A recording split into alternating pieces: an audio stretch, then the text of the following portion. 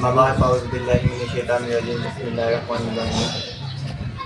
آج جو حدیث مبارکہ آپ کے سامنے پیش کرنے کے بعد اللہ تبارک و تعالیٰ کے نبی کریم صلی اللہ علیہ وسلم ارشاد فرماتے ہیں کہ جو شخص قضا نماز کرتا ہے، کہ نماز کو جان بوجھ کر قضا کر دیتا ہے، تو اللہ تبارک و تعالیٰ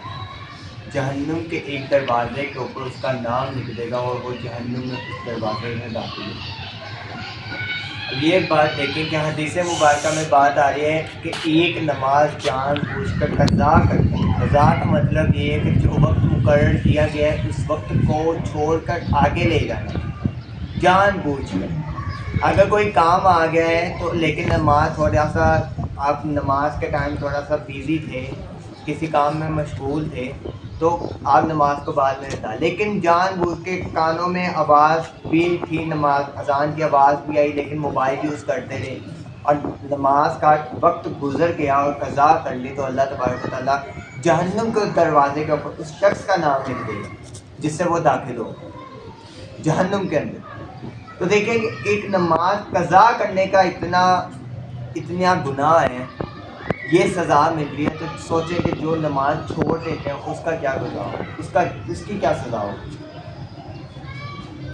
وہ کس جگہ پہ جائے گا۔ یا جو شخص نماز پڑھتا ہی نہیں ہے، نماز کو پڑھنا ہی نہیں ہے، فجر کی نماز چھوڑ دینی، ظہر کی چھوڑ دینی، عصر کی چھوڑ دینی، مغرب کی چھوڑ دینی، عشاء کی چھوڑ دینی۔ وہ آپ لوگوں نے حدیث مبارکہ سنی ہوگی کہ ایک اونٹ روتا تھا، اس نے آقا دو جہاں صلی اللہ علیہ وسلم کے بارگاہ میں جا کے عرض کیا، یا رسول اللہ میں اپنے مالک کی اس عذاب کی وجہ سے روتا ہوں، یا رسول اللہ صلی اللہ علیہ وسلم اس کی چار پائی کے نیچے مجھے آگ نظر آتی ہے، کہا یہ کیا عمل کرتا ہے،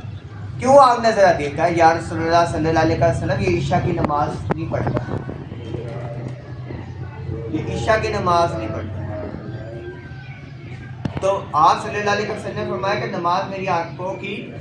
ٹھنڈک ہے۔ تو اللہ تبارک و تعالیٰ کے نبی کی سنتوں کو زندہ کیا جائے، یہ نماز ہی ہمیں پایا تکمیل تک پہنچائے گی۔ کوئی کہتا ہے نا میرا نماز میں دل نہیں لگتا،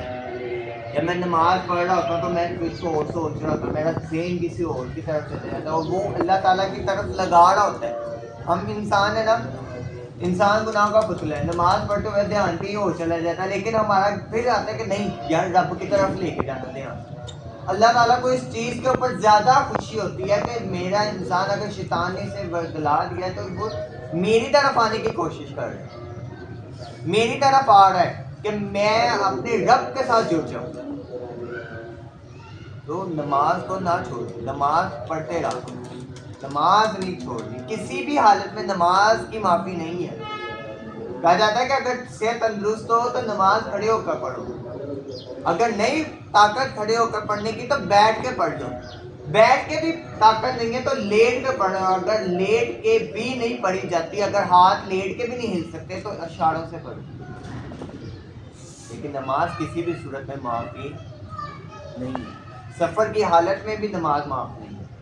اس میں بھی نماز پڑھنی ہے لیکن اس کا طریقہ الگ ہو جاتا ہے، اس کو قصر عادی کر لیا جاتا ہے، معافی نہیں ہے۔ تو اللہ تبارک و تعالیٰ سے دعا ہے کہ اللہ تعالیٰ ہمیں 5 وقت کا نمازی بننے کی توفیق عطا فرمائے۔